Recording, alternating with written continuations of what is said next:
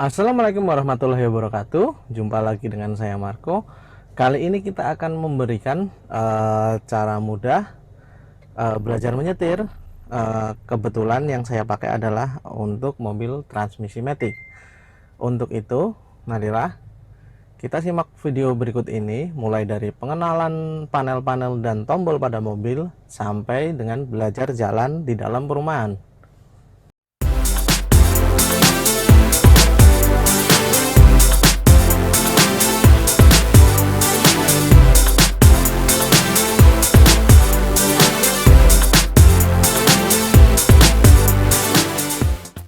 Oke, untuk saat ini kondisi mesin mobil dalam kondisi mati. Untuk menyalakan ke tombol ACC, cukup putar kontak ke depan sebanyak 1 kali.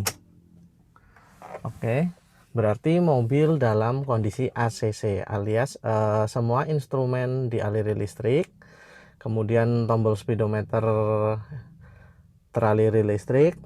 Saya akan menjelaskan panel-panel atau istilahnya lampu-lampu instrumen yang ada di speedometer.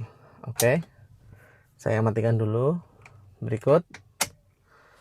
Oke, untuk yang gambar balon itu adalah indikator untuk airbag. Biasanya kalau ada error di airbag, lampu itu tidak akan mati setelah di starter. Kemudian ada yang warna kuning bagian atas itu indikator check engine yang hubungannya dengan mesin. Jika setelah di start nanti lampu itu tidak menyala, berarti mobil ada kerusakan, biasanya di sensor pada mesin mobil. Pokoknya kalau indikator check engine tersebut nyala warna kuning, sesegera mungkin dibawa ke bengkel. Jadi nanti di scan kerusakannya apa. Kemudian di bawahnya itu indikator merah, warna merah dengan gambar aki. Jadi untuk indikator tersebut adalah indikator pengisian aki. Biasanya kalau indikator tersebut nyala, kerusakan terjadi pada alternator pengisian listrik ke suplai ke aki. Jadi itu ada yang terganggu. Kalau lampu itu nyala, sesegera mungkin diusahakan untuk datang ke bengkel dinamo, biasanya alternatornya yang terganggu. Kemudian yang paling bawah itu gambar seperti minyak begitu, cawan minyak, itu gambar untuk indikator oli. Biasanya berhubungan dengan tekanan oli mesin. Jadi mesin itu biasanya olinya kurang atau tekanan olinya kurang, antara dua itu. Jadi kalau dari ketiga lampu itu nyala, teman-teman harus segera bawa ke bengkel mobil. Oke, sekilas tentang lampu-lampu. Kemudian untuk yang kedip itu tombol seatbelt, lampu seatbelt. Nanti kalau seatbelt dipakai, lampu tersebut mati. Kemudian panel sebelah kiri itu menunjukkan RPM. Untuk yang tengah menunjukkan kecepatan speedometer. Kemudian ada indikator posisi transmisi PRND32L. L itu 1. Kemudian yang paling kanan atas itu untuk temperatur. Jika temperaturnya udah sampai tulisan H, berarti disarankan untuk berhenti dulu. Yang bawah teman-teman udah pada tahu itu indikator untuk bensin. Oke, kita hidupkan mobil. Cara menghidupkan mobil itu gampang. Setelah kita putar ke kanan 1 kali, kemudian kunci kotak kita keputar 1 kali lagi dan ditahan, maka mesin mobil akan menyala. Tanda-tanda mesin mobil menyala adalah biasanya ada yang suara mesinnya sampai bunyi, namun ada juga yang enggak. Tapi yang jadi patokan untuk mobil saat ini adalah tombol RPM. Itu biasanya di angka 1000 lah. Di angka 1 itu artinya 1000 RPM. Oke. Kemudian untuk di tombol sebelah kanan, ini adalah tombol lampu. Di ujung sini untuk menyalakan lampu kita putar ke depan 1 kali itu untuk lampu kota, 2 kali itu untuk menyalakan lampu besar. Kemudian untuk pada Toyota khususnya di sini bisa diputar 1 kali ini untuk lampu fog lamp. Kalau kita dorong ke kanan maka ini berfungsi sebagai sen sebelah kiri. Kemudian kalau kita dorong ke bawah, ini berfungsi sebagai sen kanan. Jika untuk mengaktifkan lampu jauh setelah lampu besar hidup seperti ini, maka cukup didorong ke bawah. Itu tandanya lampu jauhnya menyala. Untuk mengembalikan lagi, kita tarik lagi ke atas. Kalau untuk dimmer lampu jauh, kita cukup tarik ke atas, dia akan kembali lagi. Oke, untuk panel instrumen sebelah kanan sudah saya jelaskan. Kemudian untuk wiper sebelah kiri setir, jadi cara penggunaannya sangat gampang, yaitu tinggal menarik ke belakang sekali. Oke, itu untuk wiper istilahnya untuk low, jadi 2 kali lebih cepat. Kemudian 3 kali untuk hujan yang sangat deras. Nah, tinggal menyesuaikan kecepatannya. Kalau untuk menyemprot air, tinggal tarik ke atas. Oke, jadi air keluar. Kalau untuk wiper sebelah belakang, karena mobil ini dilengkapi wiper belakang, jadi cara menghidupkannya dengan cara diputar ke atas.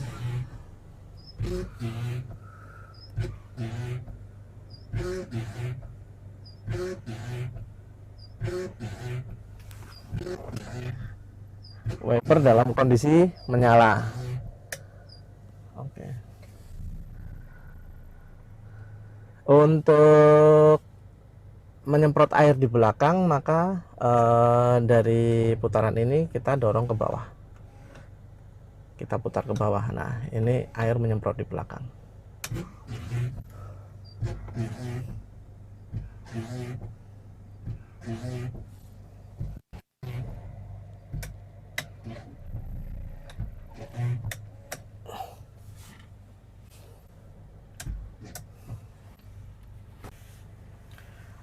Oke, pada Kijang Innova untuk panel di depan lutut sebelah kanan, yaitu tombol untuk menyetel spion. Jadi jika yang akan disetel spion sebelah kanan, maka pencet ke R, sedangkan yang sebelah kiri nanti kita pencet L. Ini untuk arahnya atas bawah, kanan kiri. Untuk di panel sebelahnya ini adalah lampu cek untuk alarm. Jika alarm hidup, lampu ini akan hidup. Setelah mobil dimatikan, nanti kita kunci, maka security-nya lampunya akan menyala. Kemudian untuk sebelah kanan sopir itu terdapat central lock namanya. Jadi ini untuk mengunci semua pintu. Kemudian ada pengunci jendela. Jadi setelah ini dipencet, nanti semua tombol yang ada di pintu penumpang tidak bisa untuk membuka kaca. Jadi ini untuk proteksi bila ada anak kecil yang ada di belakang atau di sebelah kiri, jadi tidak bisa membuka kaca sembarangan.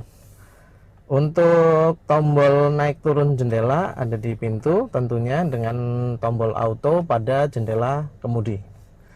Dengan menekan dan menahannya, maka tombol auto ini akan aktif.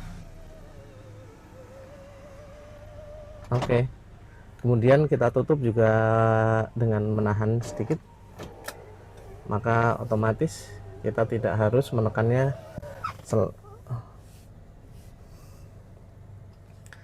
Oke, untuk bagian tengah yang atas terdapat jam, kemudian panel AC. Untuk menghidupkan AC tinggal diputar aja di yang tengah untuk posisi low atau 1. Kemudian tombol sensor parkir ada di sebelah sini. Jadi kalau dipencet berarti hidup, kalau dipencet lagi berarti mati.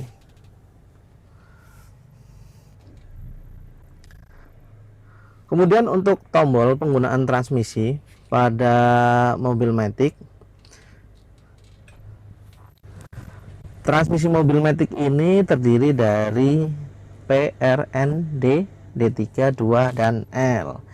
Untuk pemakaian normal, untuk maju, jadi kalau P itu posisi parkir, kita berhenti teman-teman. Kemudian kalau mundur kita masukkan ke R saja. Oke. ada tanda bip biasanya, nanti itu sudah bisa mundur. Untuk mundur untuk mobil matic itu tidak perlu digas, jadi cukup lepas kopling biasanya dia udah mundur begitu. Terus di bawahnya lagi adalah netral, jadi netral posisi dimana gigi dalam posisi netral. Kalau di posisi parkir tidak berjalan, tapi dia istilahnya mengunci, sudah ada kunciannya, walaupun tidak di handrem dia tidak akan jalan. Kemudian adalah D. Nah, D ini digunakan saat mobil berjalan normal. Jadi saat pemakaian sehari-hari udah pakai D aja. Kemudian kalau untuk menurunkan gigi itu, kalau di Toyota seperti ini tinggal geser ke kanan. Ini masuk 3. Jadi 3 yang dimaksud itu di indikator juga menunjukkan 3, teman-teman. Jadi di sini 3 yang dimaksud adalah gigi yang dipakai maksimal hanya sampai gigi 3. Jadi bila digas sekencang apapun mobil ini hanya sampai di gigi 3, paling RPM-nya akan tinggi. Kalau di mobil manual sama sebetulnya, cuman kalau di Matic itu kita hanya bisa membatasi maksimal di gigi berapa. Begitu pula kalau kita pindah kedua, ini nanti maksimal ada di gigi 2 mobil kita. Terus L itu sama dengan 1. Untuk penggunaannya sebetulnya, walaupun kita memakai mobil menanjak seperti apapun, jika memakai gigi D saja mobil itu, karena sudah dilengkapi dengan komputer ECU. ECU-nya itu untuk mengatur transmisi, jadi dia akan menyesuaikan. Jika mobil sudah tidak kuat, dia akan turun-turun ke gigi 3, 2 maupun 1. Jadi memang sebetulnya kalau saya pribadi, penggunaan gigi ini hanya dipakai untuk engine brake atau untuk turun, teman-teman. Jadi istilahnya kalau di mobil manual itu kalau turun tajam kita masukin kedua, jadi sambil untuk mengerem. Jadi rem kita kebiasaannya itu kalau di Matic kan remnya panas, karena hanya mengandalkan rem, tidak engine brake untuk begitu saat turunan. Tapi sebetulnya bisa diakalin dengan perpindahan gigi ini. Kalau seandainya turunan tajam kita pakai gigi 2, kita lihat RPM seperti apa, menyesuaikan saja. Kalau RPM-nya sudah terlalu tinggi berarti remnya diinjek lebih dalam, jadi nanti RPM-nya tidak terlalu tinggi dan oli Matic tidak panas. Sementara itu untuk pengenalan bagian-bagian mobil.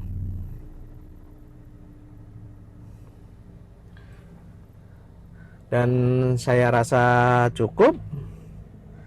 Kita beranjak untuk ke tes jalan, teman-teman, dan sekalian pengenalan pedal.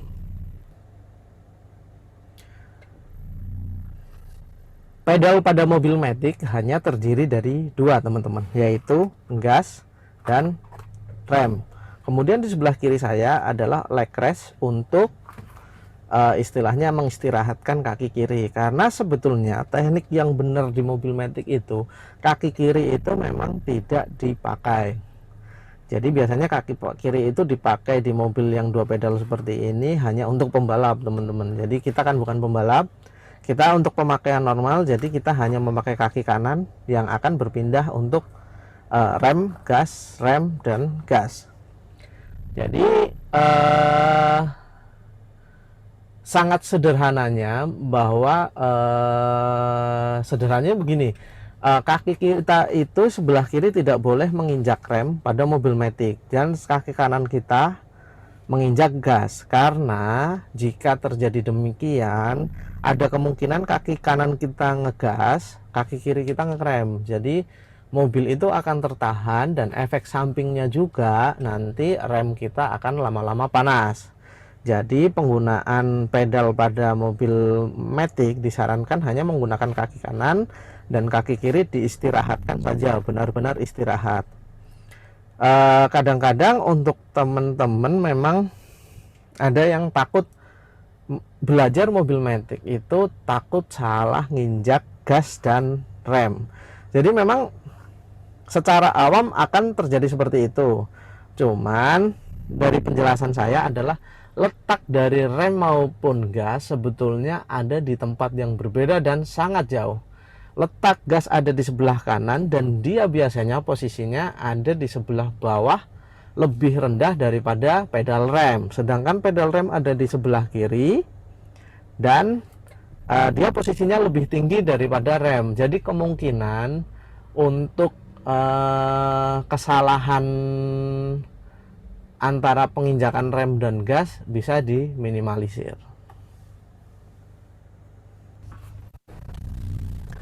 Oke, untuk tutorial pengenalan secara singkat tombol-tombol dan panel instrumen yang ada di mobil, sekarang kita akan mencoba untuk tes jalan, belajar mengemudi pada transmisi matic.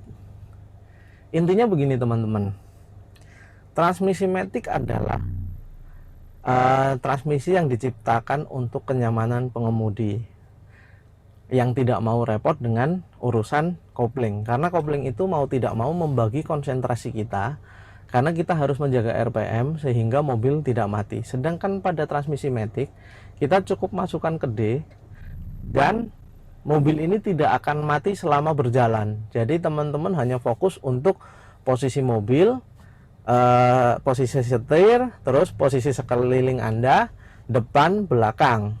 Terus kita hanya bermain setir, untuk pedalnya kita hanya gas dan rem saja. Jadi bahasa singkatnya kita hanya fokus untuk belajar mengepaskan mobil di jalan. Jadi tidak ada pikiran yang seperti kita belajar manual, yang pikiran kita selalu berpikir kita harus atur gigi, kita harus naik gigi, kita harus turun gigi, kita harus nginjek kopling supaya mesin tidak mati.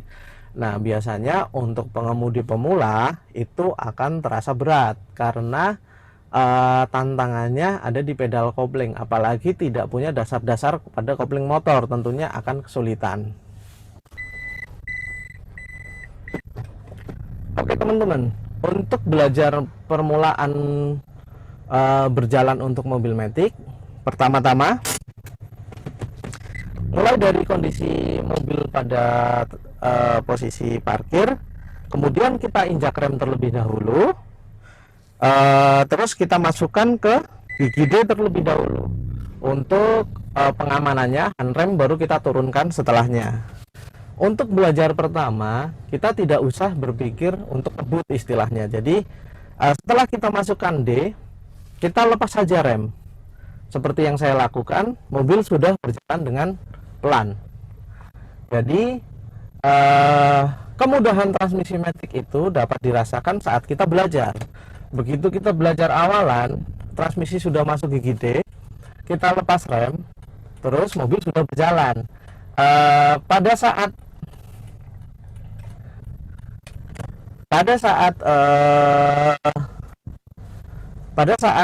mobil berjalan seperti ini, awalan setelah kita menginjak pedal rem, berarti posisi kaki kita adalah standby pada rem.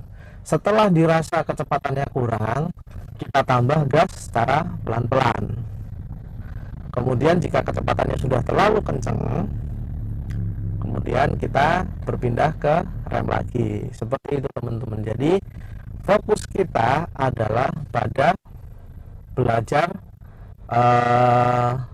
meluruskan mobil pada jalur yang benar dan memperkirakan kanan kiri kita kira-kira tidak menabrak untuk kendaraan di sekitar.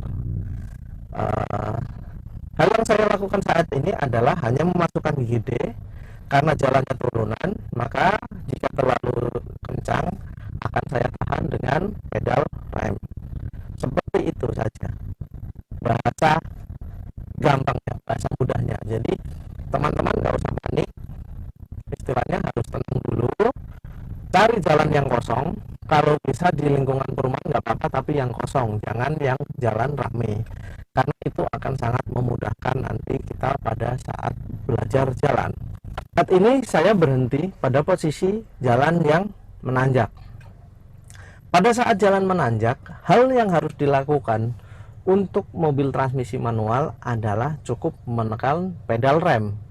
karena kondisi mobil saat kita lepas rem itu biasanya kalau tanjakannya tidak terlalu curam, maka mobil tidak akan bergeser mundur. Jika untuk tanjakan landai, maka mobil akan merayap pelan-pelan. Jadi ini tanjakannya tidak terlalu curam. Setelah saya lepas pedal rem, maka mobil tetap akan melaju ke depan. Jadi konsentrasi kita tetap hanya pada di jalan dan mobil yang ada di depan dan di sebelah belakang kita, ataupun kanan kiri kita, misalnya ada motor. Karena memang kondisi mobil dalam kondisi apapun, transmisi matic itu kondisi mesinnya tidak akan mati. Jadi jangan panik untuk hal tersebut.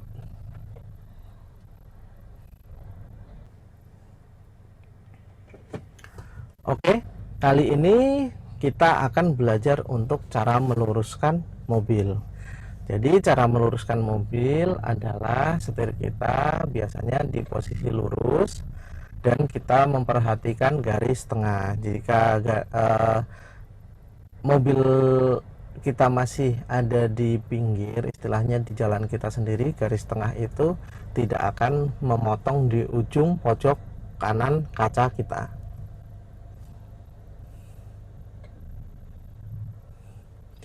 Jadi nanti garis tengah akan ada di sini, teman-teman. Kalau dari pandangan kita garis tengah sudah ada di sini, berarti kita posisinya sudah ada di tengah, alias kita terlalu tengah.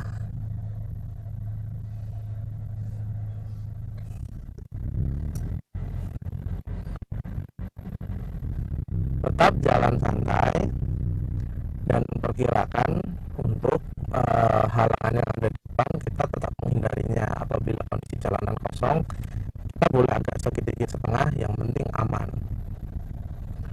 Untuk kondisi menikung patah pada mobil yang panjang yang saya pakai adalah mobil Innova, maka diusahakan hidung itu agak menjorok ke depan.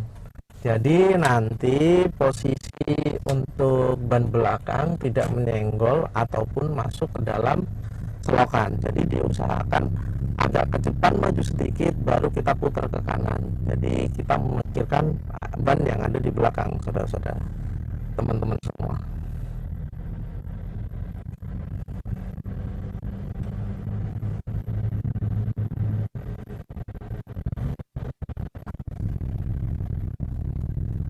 Seperti pada tikungan patah di depan, maka kita akan berbelok sesuai dengan lajur kita, dengan tetap memperhatikan bodi belakang mobil kita sehingga tidak menyenggol apapun masuk ke dalam selokan.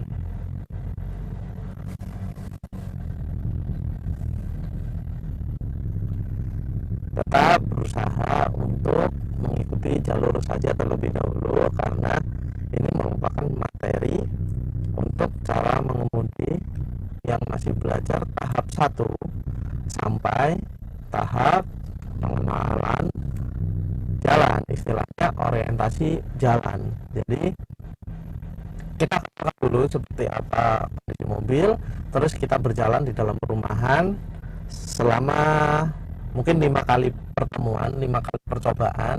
Setelah sudah dirasa mahir, maka nanti akan dilanjutkan latihan untuk di jalan raya, tapi harus dalam kondisi yang istilahnya safety, aman, didampingi oleh profesional atau istilahnya mentor yang sudah berpengalaman. Jadi sewaktu-waktu ada istilahnya kejadian yang dirasa butuh penanganan dari mentor, nanti bisa dilakukan.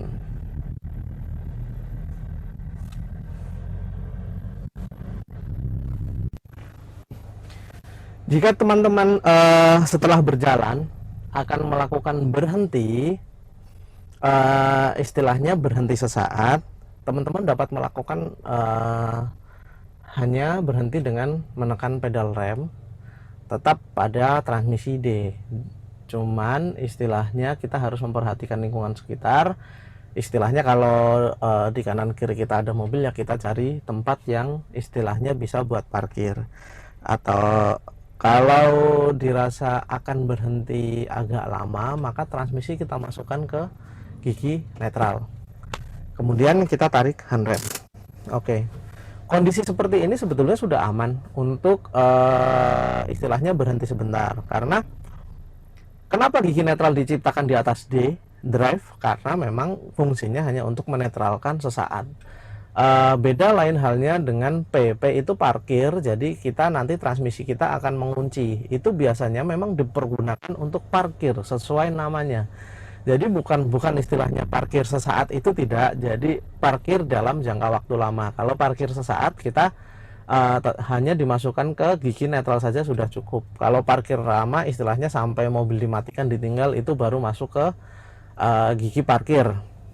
Karena memang di mobil matic, jika teman-teman itu tidak memasukkan ke gigi parkir pada saat mau mematikan mobil, maka otomatis kunci kontak tidak akan bisa dicabut. Itu salah satu keamanan dari mobil matic. Karena teman-teman yang belum pernah memakai mobil matic rata-rata bertanya-tanya, apakah istilahnya tidak akan ada pergantian gigi yang membahayakan dan segala macam. Karena kejadian di mobil manual, jika kita belum menetralkan mobil, istilahnya pada saat misal berhenti, kita masukkan ke gigi 1. Biasanya kebiasaan orang itu ada yang jelek, teman-teman. Jadi mobilnya berhenti, dimasukkan ke gigi 1, handrem tidak ditarik, jadi ditahan pakai gigi. Begitu temen yang lain mau menyalakan mobil itu langsung loncat ke depan. Jadi itu sangat berbahaya sebetulnya. Sebetulnya di transmisi manual pun, jika dalam posisi mobil berhenti harus masuk dalam netral, kemudian rem parkir kita tarik. Sebetulnya idealnya begitu. Cuman ada saja istilahnya sopir yang kebiasaannya tidak menarik rem parkir, tetapi masukkan ke gigi 1. Untuk di transmisi matic, hal itu tidak akan terjadi, teman-teman, karena kondisi mobil itu kuncinya nggak bisa ditarik sebelum masuk ke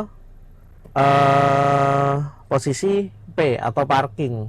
Jadi istilahnya untuk lupa narik handle rem pun, misalkan pun kita lupa menarik untuk handrem, seandainya gigi sudah masuk gigi P, mobil tidak akan berjalan ke depan. Lain halnya di mobil manual.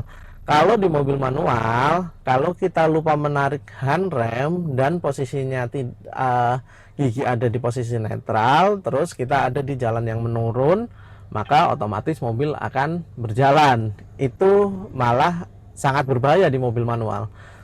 Saat di mobil matic, pada saat kondisi parkir itu, mobil bisa dimatikan, kunci kontak bisa dicabut. Kemudian saat menyalakan, itu juga posisi istilahnya posisi gigi itu nggak bisa ada di D. Jika posisi gigi mobil ada di drive di D, begitu mobil dinyalakan, otomatis mobil ini nggak akan bisa hidup. Istilahnya begitu, karena tuasnya belum dalam kondisi safety. Itu salah satu kenapa alasannya sebetulnya menurut saya. Kadang ada orang yang beranggapan kita harus menyetir itu pakai mobil manual dulu, kalau manual udah pinter baru matic. Sebetulnya sekarang tidak seperti itu. Mobil matic dari zaman dahulu sebetulnya sudah diciptakan dengan safety yang tinggi dan sedemikian rupa. Bahkan perpindahan gigi pun kalau kita tidak menginjak pedal rem, maka itu istilahnya tuasnya tidak akan bisa kita gerakan. Istilahnya begitu.